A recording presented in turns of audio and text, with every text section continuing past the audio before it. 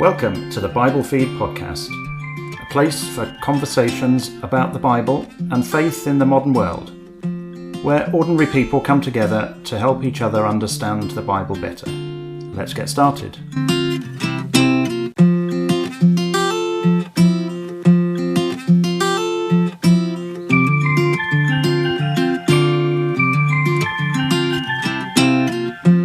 Hello again and welcome back. It's Paul Davenport here, and I'm really happy to introduce our next conversation with Josh Dean. Actually, it's something that we're going to split over 2 episodes. Now, that's partly because when we recorded it, we got to the end and realised we'd been nattering on for too long. Who would ever want to listen to us for over an hour? So we thought we'd split it into smaller doses for you. But there is actually a natural break about halfway through, as we're aiming to do 2 things at once with this conversation. The main subject that we're discussing is pride, but we also wanted to highlight a particularly important and powerful method that the Bible uses to communicate with us, and that is through stories. So stories have a knack of getting us to think about things a bit more deeply, maybe particularly to look at ourselves or be a bit more self-critical and in ways which we wouldn't if we'd been told directly about some fault, like pride, for example. So that's what we're aiming to do. The first part is thinking about pride generally and how it's characterised in the biblical narrative and the characters. And then the second part, we'll look at a story. In this case, we'll look at a parable that Jesus told, which will demonstrate how powerful that teaching method can be. So let's get into the first part. So I'm here with Josh Dean. Hi everyone. And I think since we last did one of these, we've both ventured away from our homes out to take a break in another part of the country, which was a little bit of a strange experience with face masks and so on. I don't know how you found it. It's different to holidays that I remember as a child, certainly. But yes, it's good to get out of the house and enjoy some British weather in another part of the country. Yeah, we've certainly picked a hot day to do this. But let's get into what we're going to talk about. We're going to try and do something that's perhaps a little bit different, because we're sort of going to do 2 things at once here. The main subject that we want to try and grapple with and think about is the subject of pride. Which doesn't sound like a terribly positive thing to think about, but hopefully we'll see what we can say about that from a biblical perspective and how we might approach that subject. But we're also going to think about it in the context of how the Bible uses stories, and in particular we'll look at a parable to help us think about the subject of pride. So we're going to think about also how the Bible uses stories to teach us and to get points across. And how that method of teaching, if you like, helps us to think about things in a way that you perhaps wouldn't do if somebody said it to you directly. So think specifically about pride. Someone who is a proud person wouldn't necessarily immediately respond to you if you said to them directly, "Hey, you, just be a bit less proud and a bit less arrogant, would you?" That probably wouldn't get the right response. But the Bible doesn't always talk to us directly like that. It sometimes talks to us it gives us stories to think about, and it helps us to kind of break down some of the barriers of how we might think about ourselves. So does that sound okay for us to deal with that? Absolutely, yes, yeah. It's a very interesting topic, how to deal with things that are difficult to deal with.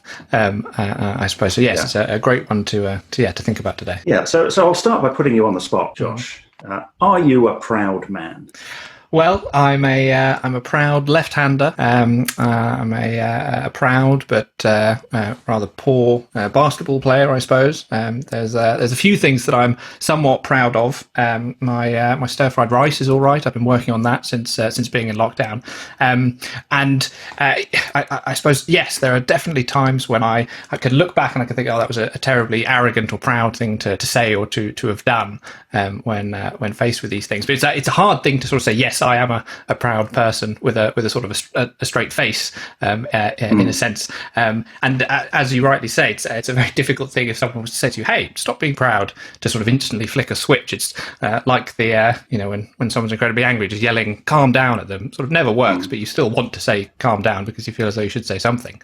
And dealing with this idea of pride, recognizing it, something that's something we're not too happy with about ourselves, is a very challenging thing, because what is pride? What does it look like? How can we see it in ourselves? If we overestimate our own abilities, if we're talking or we're focused about ourselves, it's very much about self-awareness, isn't it? Which is and in some ways the opposite of pride. Yes, and if we're challenged, particularly if someone points out that we're doing something in a proud manner, that defensiveness when criticised or when that's called out is part of it. Not admitting that you're wrong, even when sort of everybody else perhaps can see it. Your view of yourself or your actions or your words or whatever it might be doesn't line up with the way other people view you. In some sense, you would put yourself higher or better or greater than other people, and so your view of reality is different from reality itself, I think. And that mismatch, that imbalance, is often what we call pride. Yeah. So actually, if your instant reaction to that direct question, "Are you a proud man?" but it would probably be, "No, I don't think I am." But as you've just explored some of the characteristics of it, if you like, you overestimate your own abilities, you're a bit defensive when criticised and find it hard to admit. That starts to, I do that sometimes. I'm a bit like that sometimes. So it is actually quite a common, almost universal, you might say, issue. I absolutely think so, yes. The other difficult part of it is it feels good, I think. It feels good to sort of think positively about yourself or about your deeds, or what you've said or how you've said it, those sorts of things. And to want to sort of elevate yourself, perhaps at the expense of others, is something that scratches an itch in us sometimes. And having that pointed out can be quite painful, can be quite difficult for us. Yeah, so I suppose it's the basis of feeling good about yourself. Is it in line with reality? Yes, yeah. Are we taking it too far? Yeah. And so let's think of some examples of people that perhaps stand out as proud people. Sure. I mean, are there any names that spring to mind? Yeah, there's certainly in the world of sports or celebrity or political figures. You might be able to pick some, or some might be popping into the minds of our listeners. Let's pick one from history and one from today. I was thinking about the makers of the Titanic, the incredible ship that was going to sail from Southampton to New York, and it was so well built, it was so luxurious. So went the claim that not even God himself could sink her. And it's a bold marketing line, and it worked. I think it was certainly lots and lots of people went to wave the ship off and celebrate this wonderful sort of engineering success and triumph, only to have that pride challenged and the fall come after the pride, with the iceberg, with the fire, with the incredible loss of life and destruction. So going from a very high sort of lofty ambition and then sort of brought low physically and metaphorically as well. And that pride comes before a fall is, it's a phrase that is in common usage, but it is something that comes from the Bible, isn't it? From the Proverbs.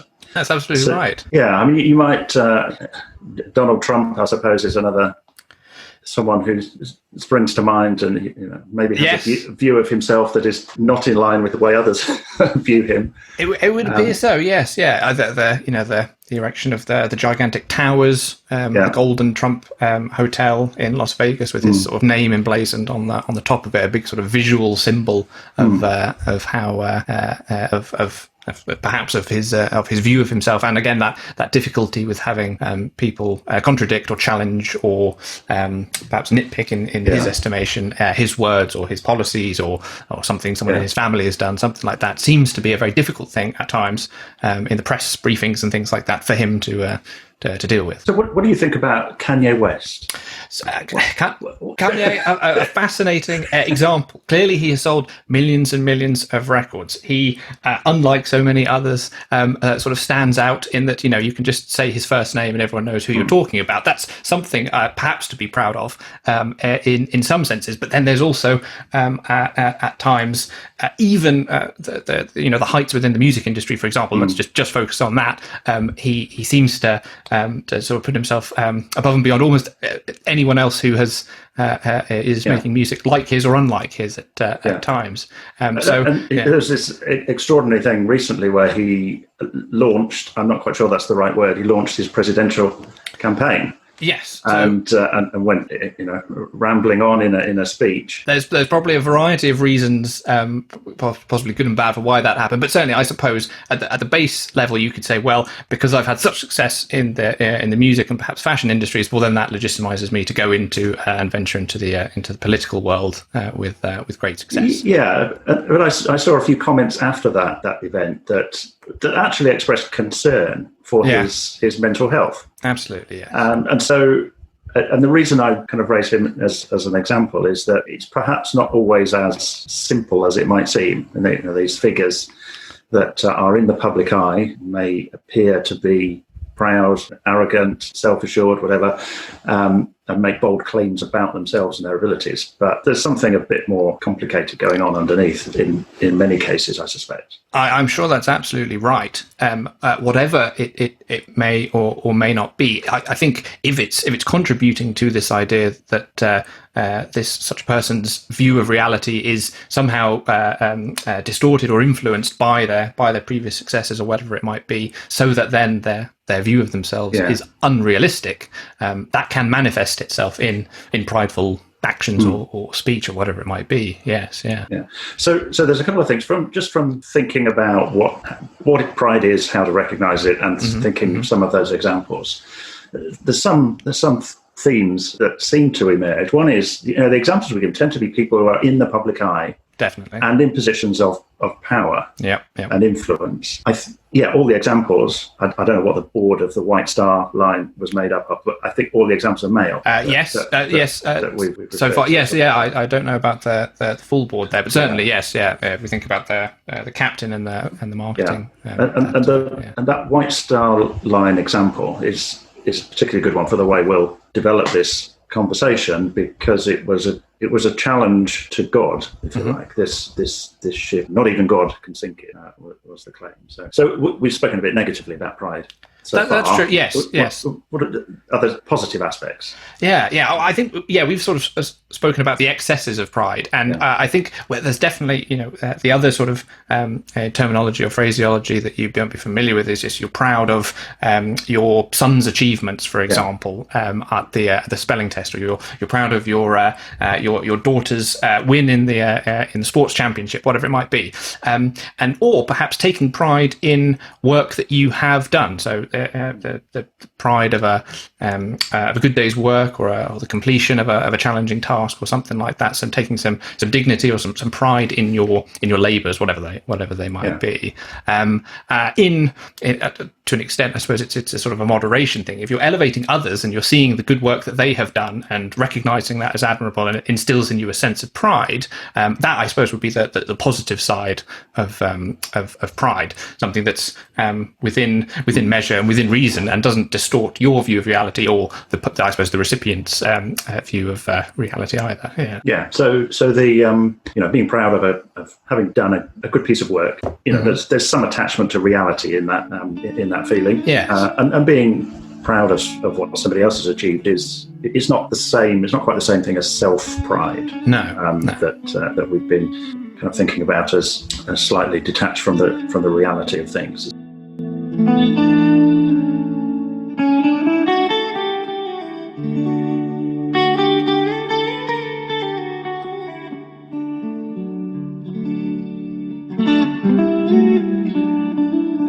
So can we add a biblical dimension to this and get to some biblical comment on pride? Sure.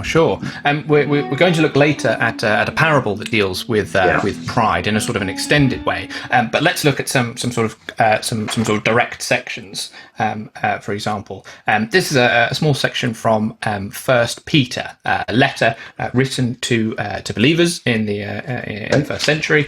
And in 1 Peter chapter 5 and verse 7, we see some of the general thrust, and there's a variety of different places we could go to that say similar sort of things, but it's this idea that God is going to oppose the proud, and that pride, excesses of pride, is something that God is against people displaying or making a big part of their lives. Okay, so let me just read that verse. So it's 1 Peter 5 verse 7. So it says, "Clothe yourself, all of you, with humility toward one another, for God opposes the proud, but gives grace to the humble." So it's very much setting the proud and the humble as a contrast, and God is against one, but supportive, caring for the other. That's right. And so that balance is something that we find in other places, because it's not for ourselves to elevate ourselves or to lift ourselves up. As it goes on, the next verse says, "Humble yourselves, therefore, under the mighty hand of God, so that He may exalt you in due time." This idea of us taking extreme pride, excessive pride in whatever it might be, is something that we shouldn't be doing. If appropriate, if there is a time for people to be lifted up, God is going to be the one who will do that justly and correctly. This is something we see in a variety of different places. Is there another reference you thought we should? I mean, I was just looking at the context of this one in Peter, actually, which is about a church community and the leaders, the elders of that community, and they are the people to whom that exhortation of humility is directed. So there's the church community, and there's a danger, I suppose, that the leader almost puts themselves in the place of God or Jesus. That's right. Yes. Yeah. I suppose it's in contrast to God. Yes. Yeah. And I suppose perhaps in there, which we'll see in other places, there's a bit of an implicit warning. If you find yourself in a position of power or in a position of authority, in a place where, in some sense, along some scale, you are higher up or further along, or you've been there longer, something like that, then perhaps pride is more likely to be a problem for you, is more likely to creep up into your decision making or your thought processes, whatever it might be. There seems to be a link between a position of some sort of power, authority, whatever it might be, and advice or warning saying pride is something that you shouldn't be bringing into the equation here. So as we thought of some examples from kind of general knowledge, what about in the Bible? Who is presented as proud in the Bible? Sure. Well, let's think about a couple of examples. Here's one. If you're following along with the Bible, turn to Daniel chapter 5. Here we see a really great description of a king, someone who is in an ultimate sort of position of power. Here in the book of Daniel, who is a faithful and godly person in difficult circumstances, is speaking, and he is describing to a king the actions of this king's father.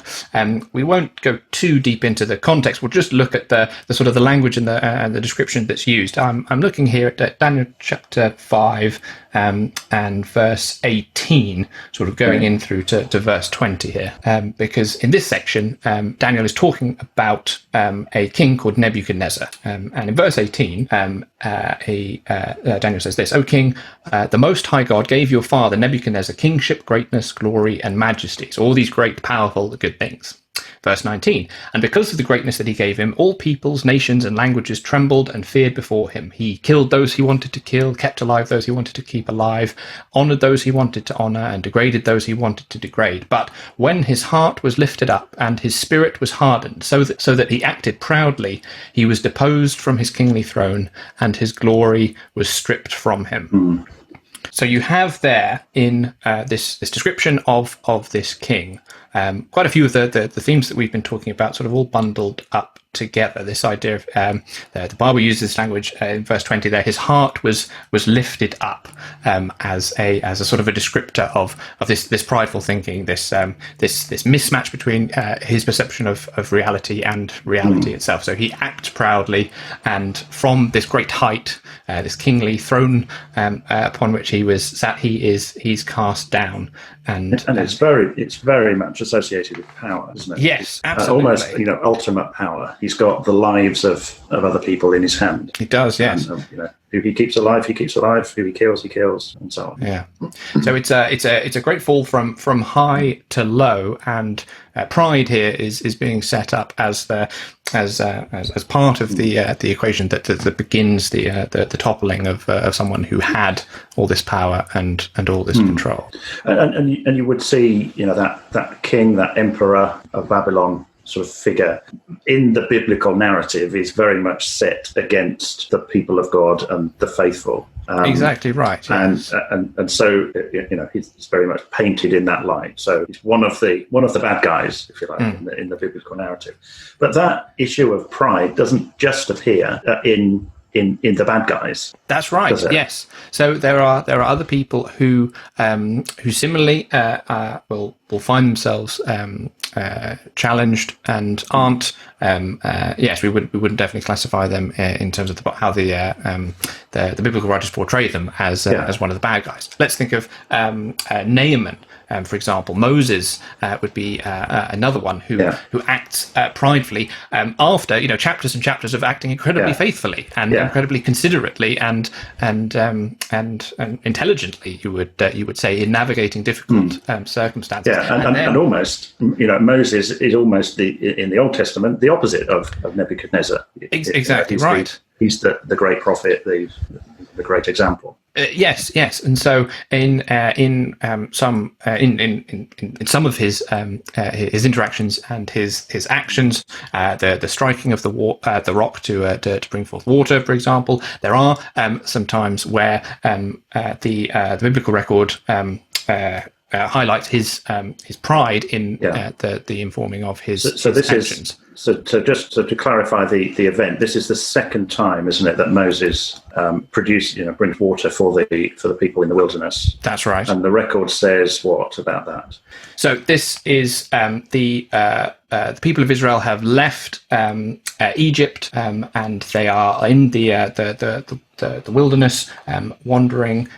With Moses leading the way and acting as their guide. They challenge Moses here. This is Numbers in chapter 20, because they don't have any water. So Moses gets spoken to by God, and he is told to take the staff, this big stick with which he has been leading and guiding the congregation, and he is going to bring water out of the rock for them. But unlike the previous instance where this has happened, and Moses sort of faithfully executed the task that he was set, we see a very different reaction here. So in verse 10, Moses and Aaron gathered everyone around the rock, and he says, "Listen, you rebels, shall we bring out water for you out of this rock?" And then he strikes the rock twice. This is verse 11 with his staff. Water does come out. Everyone gets the water they so desire and drink, but Moses hasn't sort of faithfully executed the task in the way that God had given it to him. Clearly here there is something different going on, and Moses has not been able to act in the way that he acted before, and God is going to punish him for acting in this way. And so in verse 12, so it's what he says, isn't it? So he says, "Here, you rebels, shall we bring water?" As though he's doing it. Yes, and so in the words of God in verse 12, you see that the sort of the ratification of this fact that Moses was placing the power to bring this water out on himself. God says in verse 12, "Because you did not trust in me to show my holiness before the eyes of the Israelites, therefore you shall not bring this assembly into the land which I have given them." So the punishment that Moses receives for this is not being able to enter into to the promised land, the land of Israel, that the people are journeying towards. Yeah, and just it's always good to. I see there's a cross reference against that. It's always good to check the cross references, and it's in Psalm 106, which confirms that. It says that it went ill with Moses because of them. He spoke rashly with his lips. So that was the problem. So we're sort of getting a picture that with these examples, while there are some bad guys that stand out as proud rulers. It's not something that's unique to them, and we see it in other essentially faithful people as well. So I wonder if we're looking at something here which is a bit more deep-rooted and fundamental about humanity, the human condition, the human race. I think you're absolutely right. There are things that link some of the examples that we've had together. Oftentimes, it's people who find themselves in positions of power, and therefore things are changed. But that doesn't always account for all these actions. And certainly, as we were sort of talking about right at the beginning, both of us can think back to times when we have had a pride creeping in and informing what we do or how we say, and perhaps later on you can notice it in yourself. And certainly, well, certainly speaking for myself, I don't at this point anyway claim to have any great power or standing that I'm drawing on or alluding to in my misplaced pride, but instead it just sort of naturally at times feels like the right thing to do, even if it clearly is not the right thing to do. So can we take that back to things like the fall of Adam and Eve, and I'm thinking there about there's this description in one of the letters of John, First John 2, where the apostles there. I'll just read the words out. It talks about, "Do not love the world or the things in the world. If anyone loves the world, the love of the Father is not in him. For all that is in the world, the desires of the flesh, the desires of the eyes, and pride in possessions or pride of life, as some versions have it, is not of the Father, but of the world." And that seems to be alluding to Adam and Eve in the Garden of Eden, in that account there where they look at the fruit and they see it and they desire it to make them wise. Are we seeing something deeper there? I think so, absolutely. If we look at this section in Genesis in chapter 3, we see here the breaking of what I would describe as the proper relation with the Creator. And we see this idea of imbalance or mismatch being brought in Genesis chapter 3, and it's it's sort of introduced in the words of the serpent. If we begin at verse 4, you can listen out for it. Sorry, do you want me to read that? Yeah, go ahead. So verse 4 and 5. But the serpent said to the woman, "You will not die, for God knows that when you eat of it," it's talking about the fruit of the tree, "when you eat of it, your eyes will be opened, and you will be like God, knowing good and evil." So there, in verse 5, that idea of becoming like God. This is obviously this is someone who is not God and is being offered the chance here to change their status, to change their standing, to change their level of power or authority in some sort of sense, physically or mentally, whatever it might be. They're grasping for something and trying to, or at least being offered the chance to go for something greater and bigger and better than what they have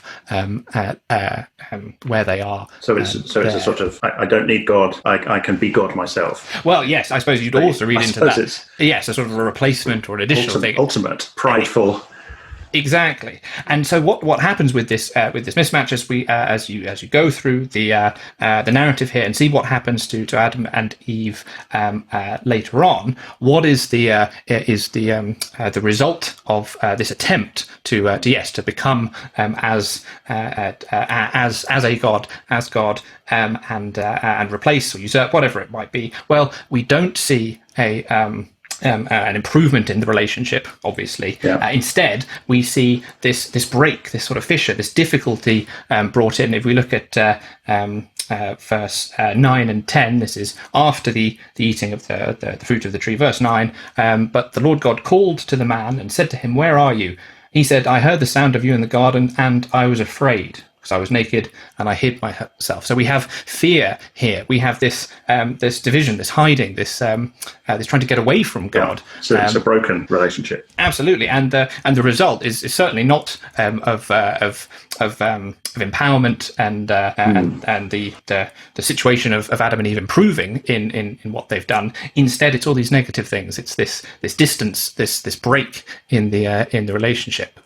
There's conflict introduced. There's mistrust. There's fear. There's shame. There's hiding. All these things sort of creep in as a result of this decision, to which we could ascribe some of the motivation as pride in there. So it's perhaps not surprising that, as we saw in those quite stark statements like God opposes the proud, but gives grace to the humble, that it really rooted right at the beginning of the story of humanity is this rebellion that is essentially pride of I don't need God, I can be my own God, I can choose my own good and evil. And that then permeates through the rest of the biblical narrative as a really deep-rooted problem of the relationship. Yes, you see this pattern cropping up in different places at different times in the lives of people who are very, very different. Sometimes, yes, it's in the kings, in the rulers who think, well, I've got to the top of this particular pile. Let's continue going on and try and replace God now. But we see it in so many different places that yes, it points to something deep rooted. It points to something that is common to all, something that's universal, something that will affect this relationship with other people and your relationship with God as well. So that brings us to the end of part one. We've thought about what pride looks like in other people, but realised that it's actually not so easy to see in ourselves. But we all do the things or feel the things that are associated with pride. We might be defensive when criticised, or we don't admit when we're wrong, or overestimate our own abilities. We also saw that this was the same with the biblical characters. And yes, there are some obvious proud people in the Bible, usually rulers, usually those with power over other people, like Nebuchadnezzar. That certainly makes us think that if we happen to find ourselves in a position with authority of some sort over others, to be mindful of how we exercise that. But in those biblical characters, we even see the good guys, the role models, falling because of pride. We looked at Moses. No one is exempt, it seems. And that seems to be the point. Right at the heart of human nature is some proud thing that pushes back against God. It's seen in the account of Adam and Eve, right at the beginning. They wanted to be like God. This attitude of, I don't need God, I can be my own God, which distorted their relationship with God. And it turns out, biblically, pride is something deep-rooted, fundamental, universal, damaging to relationships with others around us, as well as with God. So join us in part 2 as we look at a story that Jesus told that helps us think about how to deal with this. You've been listening to the Bible Feed podcast. Thanks for joining us. We're always keen to hear what you think, hear your questions or subjects you'd like us to discuss. Get in touch with us on our Facebook page or send a message from our webpage at biblefeed.org and be part of the journey.